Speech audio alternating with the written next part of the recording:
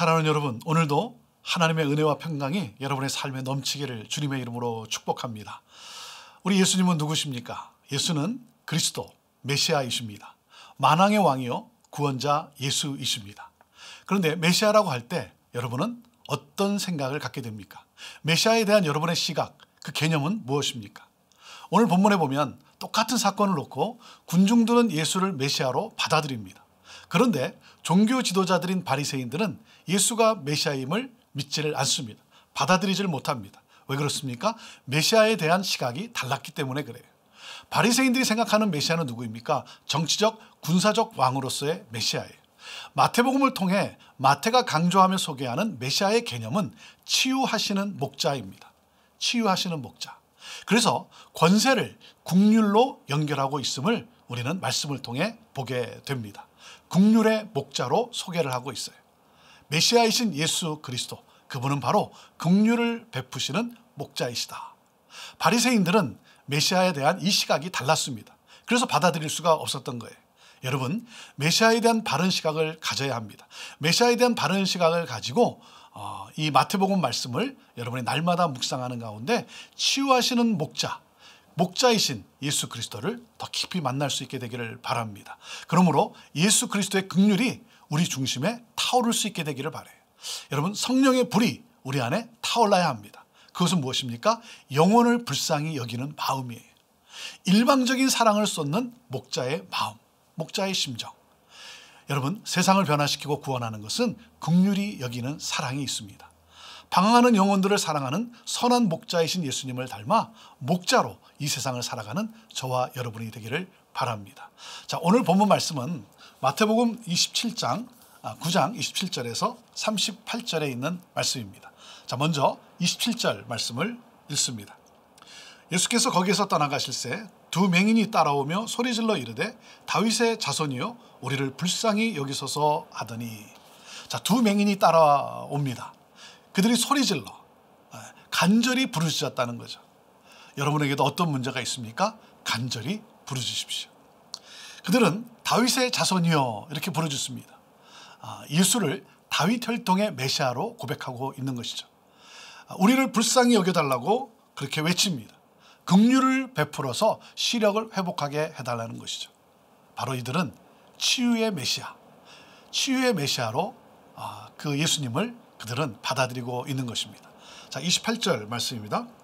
예수께서 집에 들어가심에 맹인들이 그에게 나아오거늘 예수께서 이르시되 내가 능히 이 일을 할 줄을 믿느냐 대답하되 주여 그러하오이다 하니. 예수님이 즉시 반응을 하지 않았어요.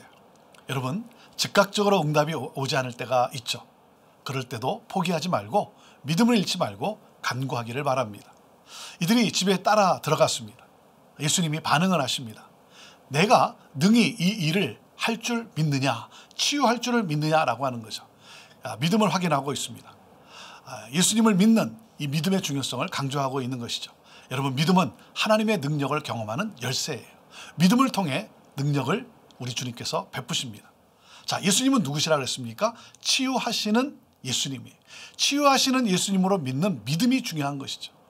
사랑하는 여러분, 육의 시력은 약해져 가도 영적 시력은 더 밝아지게 되기를 바랍니다. 우리 주님은 메시아는 치유하시기 위해 오셨다라고 하는 거예요. 자, 29절부터 31절까지의 말씀을 봅니다. 이에 예수께서 그들의 눈을 만지시며 이르시되 너희 믿음대로 되라 하시니 그 눈들이 밝아진지라. 예수께서 엄히 경고하시되 삼가 아무에게도 알리지 말라 하셨으나 그들이 나가서 예수의 소문을 그 온 땅에 퍼뜨리니라. 예수님을 눈을 만지시며 선포를 하십니다. 너희 믿음대로 되라. 그 순간 눈이 밝아졌어요. 치유가 일어났습니다. 오늘 이 말씀을 여러분과 함께 나누면서 여러분에게도 이런 치유가 일어나게 되기를 주님의 이름으로 축복합니다. 여러분의 그 병이, 여러분의 고통이 떠나가기를 주님의 이름으로 선포합니다. 우리 예수님이 이들에게 아무에게도 말하지 말라 그랬어요. 이 기적의 사실을. 왜냐하면 이것이 알려질수록 메시아 사역에 걸림돌이 될 수 있기 때문인 것이죠. 아직은 때가 이르지 않았다는 것이죠. 우리 주님은 인기에 연연하지 않았습니다. 여러분, 인기에 민감하십니까? 그렇지 않습니까? 우리는 이런 일이 나에게서 나면 소문이 나기를 원하는 그러한 우리들 아닙니까? 여러분, 우리 모두가 정말 주님을 닮아서 이 세속적 영광에 민감해지지 않기를 바랍니다. 오직 예수님이 인도하시는 대로 묵묵히 주님의 사역을 감당해 나가는 그러한 저와 여러분 될 수 있게 되기를 바랍니다. 이들은 전하지 말라고 했지만 전해요. 제가 이런 생각을 해봤어요. 하지 말라는 것은 하고 또 복음은 전하라고 하지만 전하고 있지 않는 그러한 우리의 모습은 아닌가. 전하라고 하는 것을 전하지 않는 그러한 우리의 모습은 아닌가 생각을 해보았습니다. 자, 32절에서 34절 말씀을 봅니다. 그들이 나갈 때 귀신 들려 말 못하는 사람을 예수께 데려오니 귀신이 쫓겨나고 말 못하는 사람이 말하거늘 무리가 놀랍게 여겨 이르되 이스라엘 가운데서 이런 일을 본 적이 없다 하되 바리새인들은 이르되 그가 귀신의 왕을 의지하여 귀신을 쫓아낸다 하더라. 귀신 들려 말 못하는 사람을 치유했습니다. 여러분 이 시간에 정말 영적 어둠이 떠나게 되기를 바라요.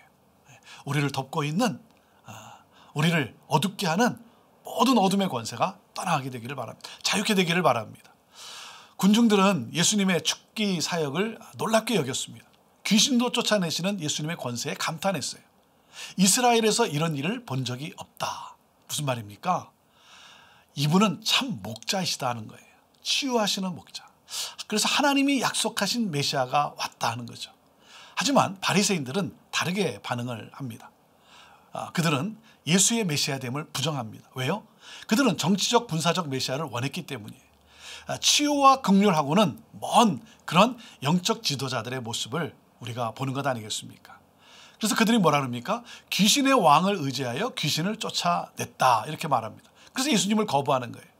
일어난 사건을 부정할 수는 없기 때문에 사역의 정당성을 지금 부인하고 있는 것이죠. 이것을 악한 것으로 규정하고 있어요. 왜냐하면 자신들의 모습이 부정적으로 비춰지는 것이 두려웠기 때문인 것이죠. 이 영적 지도자들, 이 바리새인들, 이들의 모습이 예수님과는 다른 치유하시는 목자가 아니라 다른 모습으로 비춰지기 때문에 그것이 싫었던 것이죠. 그래서 이들은 예수님의 사역을 부정적으로 해석을 합니다. 오늘 이 말씀 속에 여러분 우리가 어떤 영적 사건을 만나면 너무 부정적으로 해석하기보다는 가급적 긍정적으로 해석하는 우리가 됐으면 좋겠습니다. 어떤 사건에 대해서 여러분 긍정적인 마음을 가졌으면 좋겠어요. 누가 잘하고 있으면 박수를 쳐줄 줄 알아야 하는 것이죠. 자, 마태는 참 목자가 오셨다 하는 것을 설명을 하고 있는 것입니다. 자, 35절 말씀을 보십시오. 예수께서 모든 도시와 마을에 두루다니사 그들의 회당에서 가르치시며 천국 복음을 전파하시며 모든 병과 모든 약한 것을 고치시니라. 예수님의 공생에 대한 사역의 요약입니다. 모든 도시와 마을에 두루다니사. 우리 예수님은 뭐예요? 열심히 사역을 하고 계셨다는 것이죠. 그러시면서 뭐 했습니까? 가르치시며 교육이죠. 전파하시며 전도죠. 고치시니라. 치유죠. 여러분 교육, 전도, 치유. 교회가 집중해야 하는 세 가지 사역입니다. 자, 사역의 기초는 무엇입니까? 긍휼한 마음이죠. 여러분 정의의 뿌리도 긍휼에 있습니다. 긍휼 없는 정의는 없는 것입니다. 긍휼이 회복의 능력인 것이죠. 그래서 긍휼의 마음으로 세상을 바라보고 회복을 가져오는 그러한 우리가 되기를 바랍니다. 자, 36절 말씀인데요. 무리를 보시고 불쌍히 여기시니 이는 그들이 목자 없는 양과 같이 고생하며 기진함이라 그랬습니다. 예수님은 불쌍히 여기셨습니다. 아픈 자들과 공감을 했다는 것이죠. 공감의 능력이 있으신 것이죠.